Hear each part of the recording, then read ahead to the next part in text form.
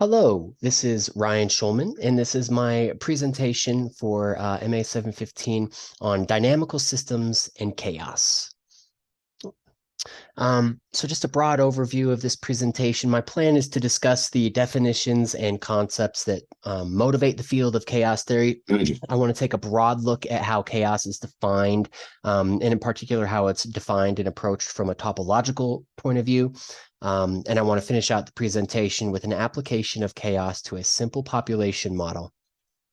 So before I can really jump into chaos, there's some groundwork that I have to lay. So we'll begin by talking about iterated functions or iterating functions. And when we talk about iterating a function, this really just means repeatedly composing the function with itself. So if you have some function f, and we want to look at the nth iteration of f, where n is some positive integer, the nth iteration of f is really just taking f and composing it with itself n times.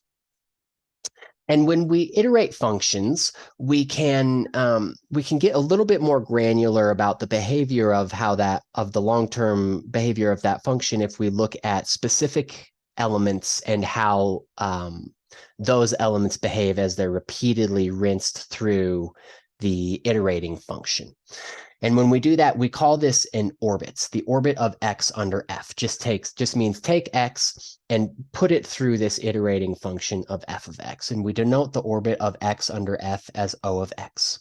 So as an example, consider the function mapping reals to reals given by f of x equals x over 2. We can evaluate the orbit of x equals 4. So O of 4, any orbit always begins with the element itself. So 4 gets plugged into f of x and it comes out 2. 2 gets plugged in, it comes out 1, it comes out 1/2, over and over and over again. So this is the orbit of 4 under f. Compare this to the orbit of 0 under f, where if we plug 0 into f of x, we just get 0 over and over and over and over and over again. So the orbit of 0 under f is just the constant sequence 0. In this case, as we would in pretty much any other analysis course, we would refer to the point x equals 0 as being a fixed point of f. So there's nothing too surprising about those orbits. Let's take a look at another function that does have some really cool, really interesting behavior of its elements as they pass through their orbits. So there's this function called the tent function, and it's a great illustration of a function with really interesting orbits. Here's how the tent function is defined. It maps the unit interval into itself, and it's given by this piecewise function here, where if x is in the first half of the unit interval, it goes through 2x. If x is in the second half of the unit interval, we pipe it through 2 minus 2x. And this is not just a completely, it might seem like it's really arbitrary, but it's not a completely arbitrarily defined function. The idea is that if you take a slab of dough and you stretch that slab of dough to be twice its normal length, twice its original length, and then you fold the stretched out dough, you fold it back over itself so that you end up with a slab of dough that is the same length as your initial dough. But if you imagine that in our dough, there are raisins or chocolate chips, which I prefer because I'm not really a raisin guy. If you imagine that there are chocolate chips in our piece of dough as we're stretching it and then folding it back over itself, these chocolate chips are going to move. So even though the dough is like at the beginning and at the end of this procedure, it is the exact same length, these chocolate chips are being like shifted around. So you can see that happening here with this chocolate chip x that is at this point, it's like 0.3, I guess. And as it is doubled, stretched, and then doubled, folded over, the dough is stretched and then folded over on itself. This chocolate chip moves from its point here at like 0.3 over to here at 0.6. And then we can do the same thing where we could take t of x, we could put it over here, and we can do the same thing, just stretch it out and see where that goes to. And that would be the orbit of x under the tent function. So there's kind of two immediate takeaways from this. The first one, that mathematicians, we have far too much time on our hands. And then the second takeaway is that mathematicians, we are all apparently very hungry, which maybe that means that we need to be paid a little bit more so we can feed ourselves better. I don't know. So back to the tent function. The reason that I brought it up is because it has some interesting orbits. So let's just look at a couple of the orbits. The orbit of 0 is not totally surprising. It's just a constant 0 function. You plug 0 in and you just get 0 back forever. At the other end, because sorry, at the other end, remember that t is mapping the unit interval into itself. So if we look at the other end of the unit interval, 1 gets mapped to 0, and then it stays at 0 from there on out. Let's see here, right in the middle at 1/2 gets mapped to 1, and then 1 gets mapped to 0, and then it stays at 0 forever. 2/3, it turns out, is also a fixed point, just like 0. So 2/3, if you plug 2/3 into t of x, you just get 2/3 back out again. And then here's where things start to get a little bit more interesting. Up until now, like, these aren't too unexpected, but here's where things start to get a little bit more interesting. There are certain elements or numbers that when you plug them into t of x, they sort of oscillate. They have like they have what we call a period. So at 2/5, if we plug 2/5 into t of x, we get 4/5 out. And if we plug 4/5 in, we get 2/5 again. So it just bounces back and forth in this like periodic behavior between 2/5 and 4/5. We call this a periodic point. 2/5 is a periodic point, and specifically, it's a period 2 point, or it has period 2. 2/7 is also a periodic point, but it is not a period 2 point. If we plug 2/7 in, then we get 4/7. If we plug 4/7 in, we get 6/7. And then when we plug 6/7 in, we get 2/7 again. So 2/7 is also a periodic point, but it's a period 3 point. It has to go through 3 iterations before it lands back on itself, doubles back on itself. So these are both periodic points. One is a period 2, one is a period 3 point. And when it comes to chaos and defining chaos, periodic points are kind of important. So now we're at a point where we can actually formally define what it means for a function to be chaotic or for it to have chaos. So let X be a topological space. And if we have a function f mapping X into itself, we will say that this function is chaotic if it meets these 2 conditions. So the first condition is that the set of periodic points of f is dense in X. And then the second condition is that for any pair of open sets, U and V, in X, there exists some element in U and some positive integer n, such that the nth iteration of X through F ends up in V. So just kind of thinking about this in a more intuitive way, the first condition means that given any points in X, there are periodic points arbitrarily nearby. So this just comes from the definition of density in theorem 2.5, that if A, the periodic points of F, is dense in X, then the closure of the periodic points, the closure of A, is equal to X. And so from theorem 2.5, that means that if you take any point from X and any neighborhood of that point X, you will see some elements of A, some periodic points in that neighborhood. The second condition has a name of its own. It's called a topological transitivity, and it kind of means that this system that our domain, our set X, is being well mixed by our system, by our function. So you can take any pair of points, like take any ones that you want, take any pair of open sets, any pair that you'd like. And in the first open set, you will be able to find some points in there that eventually the orbit of that point enters the second set. And this is for any 2 arbitrary sets. So that's what it means, that it's topologically transitive, or it's very well mixed by our function. The set X is well mixed by our function. And it turns out that the tent function is chaotic. We can gain a primitive intuition and see that it's chaotic just by kind of observing the graphs. The textbook has a very in-depth, kind of crazy strict, rigid proof that the tent function is chaotic, which I'm not going to touch on in here, but we could kind of see the chaotic behavior if we look at the graphs of the first few iterations of the tent function. So here they are, T1, T2, T3. This is the original tent function. This is the first iteration, just like you can see why they call it a tent function. T2, upon subsequent iterations of the tent function, all that we're really doing is we're doubling the number of tents that appear, and each tent takes up like an even amount of space. So on T2, we see that there are 2 tents, twice as many as there were in T1. In T3, we see that there are 4 tents. In T4, we would see that there are 8 tents, and so on and so forth. So each iteration just doubles the number of tents and kind of scrunches them together. And if we want to sort of evaluate the tent function and look at periodic points of the tent function, it's very easy to do that graphically. All that we have to do is overlay whatever iteration of the tent function we're looking at, overlay it with the line y equals x. And any place that y equals x crosses the tent function, those are going to be fixed or periodic points. And it bears mentioning that a fixed point really is a periodic point. It's like a special case of a periodic point because it's just a period 1 point. It is periodic, but it's just always mapping back to itself. So this is how we can find periodic points graphically of the tent function. It's just overlaying the tent function or its iterate with y equals x.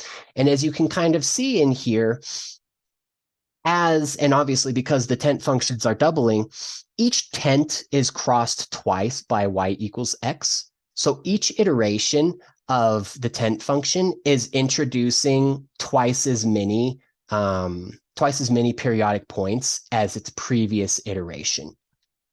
So the idea here is to see how these periodic points are dense in x, in the unit interval. Just pick any old point in our unit interval and any kind of like little epsilon ball around that point. If there are in that iteration, if there are no like places where y equals x crosses the tent function, all we have to do is keep iterating the tent function and kind of squeezing more tents in here. And eventually we'll see in that little epsilon ball, we'll see the tent function cross y equals x. So that's how you can just sort of graphically see that the periodic points are dense in the unit interval under the tent function. And it's a similar concept for the topological transitivity, the second condition, where if we take any 2 open sets u and v in x, at some point there is some element in our first open set. There's some element in that set that will be the orbit of that element enters the second set. So like think about here, if our open set U is equal to maybe 0.1, the open interval from 0.15 to 0.25, and V is the open interval from 0.2 to 0.25, the first iteration doesn't ever touch U cross V.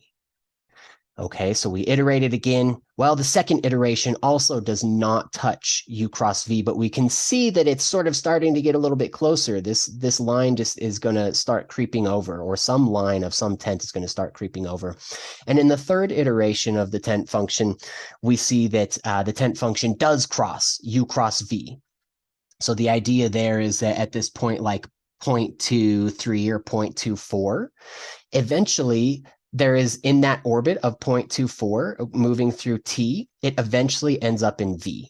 And again, you can do this with any choice. You can leave U as this same 0.15 to 0.25, and you can shift V to be 0.85 to 0.9 or whatever you want it to be. Eventually, you will always find that the tent function will eventually, on some iteration, it will cross through U cross V.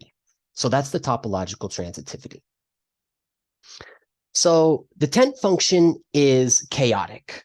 Now what I want to do is I want to jump over and I want to start looking at an application of chaos to simple population models. We'll bring back the tent function. It is important to this application, and we'll bring it back in a little bit here. But here is the model of the the population model that we're going to look at. So the the simple population function we're going to look at maps the unit interval into itself, and it's given by this function right here. F of x equals alpha x times 1 minus x. It's mapping the unit interval into itself, but it's actually evaluating populations. The idea is that in any population, the environment that population exists in, the environment only allows like a certain cap on that population. The population can't possibly grow without bound because the environment is a finite space. So what this function is doing is it's evaluating the percentage of that space that is taken up by the function. So that's why, or sorry, by the population. That's why it's mapping the unit interval into itself. In addition, the parameter alpha right here represents a growth rate. So really this formulation describes like a family of functions dependent on alpha. And we only need to consider alpha in the interval from 0 to 4. The reason being that if we consider alpha greater than 4, then this function f of x no longer maps into the unit interval. If you plug 5 into here, the top of that function, it's going to be a parabola. The very top of that function is going to be at like 1.25 or something like that. So we're only interested in values of alpha that map the unit interval into itself. So that ends up being alpha in the interval from 0 to 4. So if we have alpha set to be 0, we receive the very fascinating function of f of x equals 0, like the most basic, predictable, bland function you could possibly think of, the 0 constant function. But if we evaluate the other end of alphas, of what alpha is allowed to be, if we let alpha equal 4, then we can actually show that that function, f of x equals 4x times 1 minus x, becomes a chaotic function. And here's how we're going to do that, because I don't just want you to take my word for that. So I'm going to introduce a definition and a theorem here to kind of show you or prove to you that this function right here is indeed chaotic. So the definition is this. A pair of functions f and g, where f maps x into itself, g maps y into itself. F and g are said to be topologically conjugate if there exists a homeomorphism h mapping x into y such that g composed with h is equal to h composed with f. So in other words, if you look at the diagram of F, G, and H, the diagram commutes. If you start in the upper left-hand corner, any path that you take will eventually lead you to the same place. So F and G are homeomorphic. And that brings us to theorem 815. If F and G are topologically conjugate functions and F has chaos, then G has chaos. So you may see where this is going. We're going to show that the tent function and our function f, which I claimed to be chaotic, are topological conjugates. So if we choose h mapping the unit interval into itself given by h of x equals sine squared of pi x over 2, we can show that h composed with t is equal to f composed with h, and hence the functions t and f are topologically conjugate. Since we already saw that the tent function is chaotic, and the tent function and our function f are topologically conjugate, theorem 815 gives us that f is a chaotic function. So why is this important? Well, we saw that with alpha equal to 0, we get a very basic bland function. But as alpha increases to 4, when it hits 4, it becomes chaotic. So it transforms from this constant function into a chaotic function. And we sort of want to investigate like what's sort of going on there, like how is that happening? And we can use something called an orbit diagram for this family of functions to sort of see like how this is happening. And here's that orbit diagram. I stole it straight out of the book. I work in security, so I'm just kind of like constantly worried about copyrights, which is why I didn't grab an image from the internet. I just wanted to avoid that altogether. So I know it looks a little bit janky. Sorry. This is just a picture from my book. But this is the orbit diagram for the family of functions given by f of x equals alpha x times 1 minus x. And what the orbit diagram illustrates is the long-term behavior of f alpha for whatever alpha that we're given. So for example, at alpha equals 1 right here, we see that a single point is mapped on the diagram at x equals 0. This means that for a population modeled by the function with alpha equals 1, the long-term expectation is that that population goes to 0, that that population will eventually become fixed at taking up 0% of the environment. At alpha equals 2, there's a single point plotted right here at about 0.5, meaning that for the function modeled, or a population modeled by the function with alpha equals 2, the expected long-term behavior is that that population will become fixed at taking up about 50% of the total environment. At alpha equals 3, that's where some strange things begin to happen, because we see that it starts to split. The diagram begins to split. So over here at about alpha equals 3.4, 2 points are plotted at 0.45 and 0.85.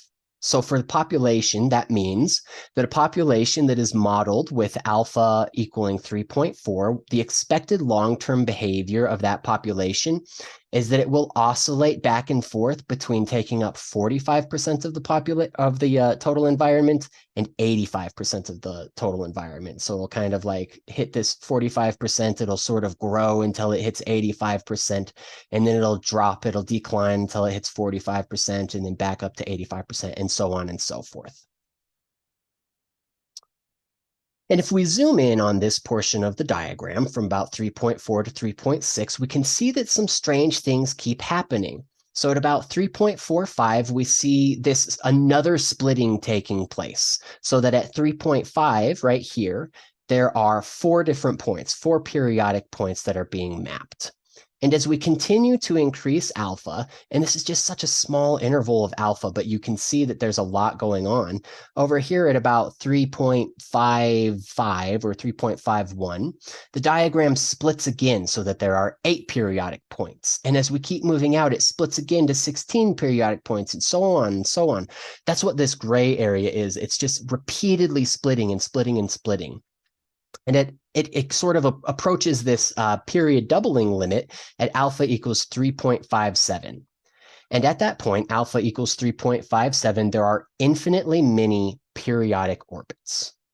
So to kind of talk about what that means in terms of the population, we're going to make use of one more theorem, and technically another definition as well, but it's more the theorem that's kind of the point of this portion of the presentation. So theorem 814 states that if we have X and it's an infinite Hausdorff space, and we have some function f mapping X into itself, where f is both continuous and chaotic, then every periodic point of f is unstable. In a nutshell, if a periodic point is unstable, that means that we can find points that are arbitrarily near to that periodic point, but as time progresses, the orbit of those points that are arbitrarily near to this periodic point make very wild jumps. They make kind of unpredictable jumps. So why is this important? Why is this relevant? Well, because our function f mapping 0, the unit interval into itself, given by f of x equals 4x times 1 minus x, meets these criteria. The unit interval is an infinite Hausdorff space. Our function f is both continuous and chaotic, as we've seen. So theorem 814 implies that every periodic point of f is unstable. So what does that mean for our population modeled by this function where alpha is equal to 4? It means that even though periodic points are infinite and dense in the unit interval under f, because each periodic point is unstable, we do not expect to see any of them in the long-term behavior of f. So in other words, the long-term behavior of f is completely unpredictable. It's completely chaotic. So kind of the big takeaways here are sort of twofold. On the one hand, that a function doesn't need to be complex to exhibit complicated behavior. We've seen 2 functions now that can be evaluated by your average student in an elementary algebra class. They're not complicated functions, but the long-term behavior of them is very complicated. The second big takeaway is that what we call chaotic behavior may be inherent to the system. We previously thought that if a population, a function modeling a population, if that function was chaotic or if it had very aberrant behavior in the long term, we sort of assumed that maybe there were some confounding variables that were being introduced by the environment. But this study of chaos goes to show that that might not be the case, that crazy aberrant behavior may quite literally be like built in to the system. So it's very cool stuff. Chaos is super cool stuff. This is all just like a quick overview of chapter 8, which is sections 8.1 through 8.5 in the textbook. So if you want more information on dynamical systems and chaos, that's where you want to check out. Thanks so much for viewing this. And I hope that this has been at least a somewhat entertaining and interesting presentation for you. Thanks so much.